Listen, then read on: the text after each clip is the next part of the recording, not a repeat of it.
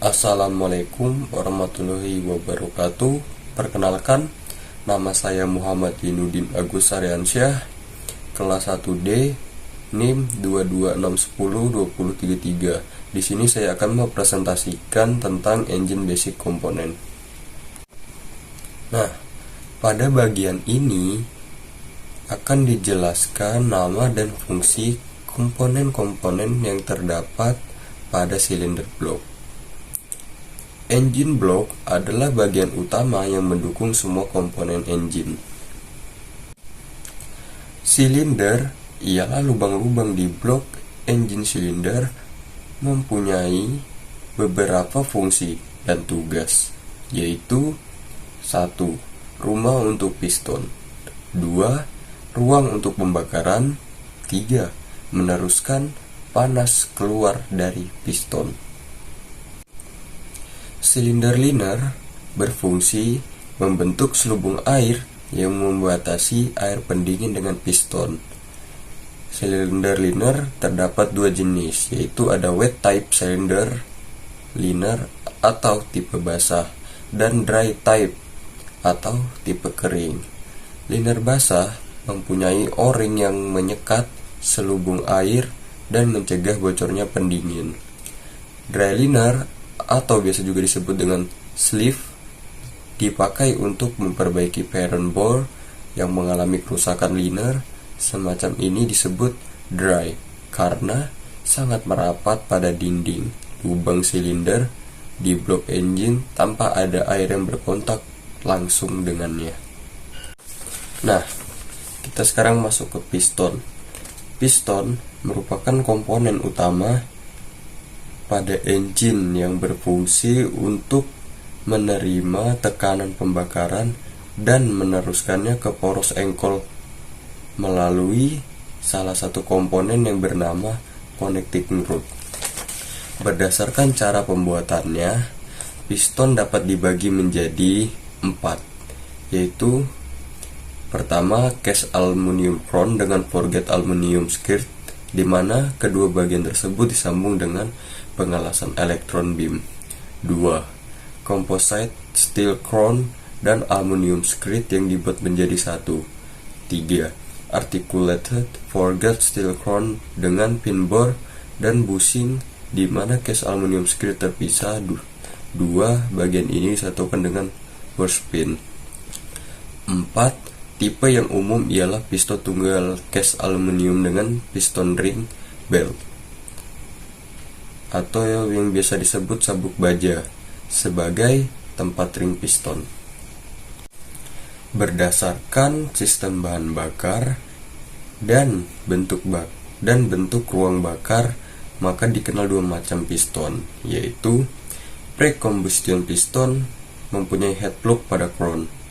Kedua, direct injection piston tak mempunyai head plug. Adapun jenis piston ring yang terpasang pada piston adalah sebagai berikut. 1. Compression ring atau ring kompresi berfungsi untuk menyekat ruang bakar bagian bawah guna mencegah kebocoran kompresi dan gas hasil pembakaran melalui piston. Yang kedua, oil control ring oli. Biasanya hanya terdapat satu oil control ring di bawah dua compression ring. Oil control ring melumasi dinding silinder liner pada saat piston bergerak ke atas dan ke bawah. Lapisan oli mengurangi kausan silinder liner dan piston. Nah, bisa kita lihat di sini gambar belakang saya itu connecting rod. Connecting rod berfungsi untuk menghubungkan piston ke crankshaft. Nah, bagian-bagian dari connecting rod adalah sebagai berikut, yaitu pertama red eye, kedua piston pin bushing, ketiga shank, keempat cap, kelima rod bolt and nuts, keenam connecting rod bearing. Kita lanjut ke crankshaft. Nah, crankshaft berfungsi merubah gerak turun naik piston menjadi gerakan berputar yang dipakai untuk melakukan kerja. Di dalam crankshaft terdapat saluran lubang tempat jalannya oli yang disebut oil gallery. Lubang saluran oli dibentuk pada satu ujungnya dengan plug atau set screw. Nah, ini kita lihat di belakang saya bagian-bagian dari crankshaft. Nah, bagian pertama rod bearing journal, bagian kedua counter wake, ketiga main bearing journal, dan keempat itu web. Flywheel atau roda gila dibautkan pada bagian belakang crankshaft di dalam rumah flywheel crankshaft, memutar flywheel pada langkah tenaga dan gaya momentum flywheel menjaga crankshaft tetap berputar mulus pada langkah hisap, kompresi, dan langkah buang.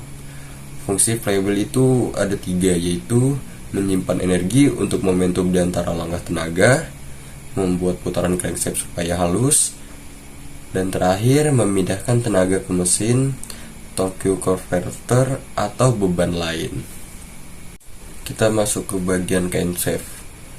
Nah, fungsi crankshaft adalah untuk melakukan proses buka dan tutup valve sesuai dengan firing order atau biasa juga disebut dengan urutan waktu pengapian. Nah, bagian crankshaft yang mendorong valve adalah crankshaft loop. Masing-masing loop mengoperasikan satu intake dan 2 exhaust valve untuk setiap silinder. Beberapa cam memiliki loop untuk menyemprotkan bahan bakar. Loop ini akan menekan unit injektor. Loop tersebut akan mengatur kapan bahan bakar disemprotkan ke combustion chamber. Ada beberapa bagian dari loop, bisa kita lihat di belakang saya ini.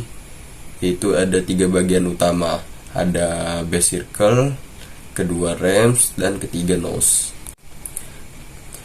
Push rod adalah pipa baja dengan dudukan di kedua ujungnya. Crankshaft menggerakkan push rod sehingga mengangkat rocker arm. Vibration damper berfungsi untuk meredam getaran yang terjadi akibat putaran crankshaft. Nah, vibration damper itu ada 2 jenis, yaitu peredam karet atau dalam bahasa Inggrisnya rubber damper, yaitu peredam yang menggunakan karet padat untuk menyerap getaran. Yang kedua, peredam cairan kental atau dalam bahasa Inggrisnya viscous damper, yaitu peredam yang di dalamnya menggunakan cairan kental oli berat untuk menyerap getaran. Cylinder head dan komponen-komponennya dirancang agar valve dapat membuka dan menutup dengan timing yang tepat, dan agar bahan bakar disuntikan pada waktu yang tepat sehingga didapatkan kemampuan puncak dari engine. Nah, yang termasuk perangkat dari valve train antara lain 1 cylinder head, 2 valve cover atau biasa disebut dengan tutup klep, 3 ada bridge, keempat ada valve spring assemblies, yang kelima ada valve guide, yang keenam ada valve set insert, yang ketujuh valve, dan yang ke-8 rocker arm.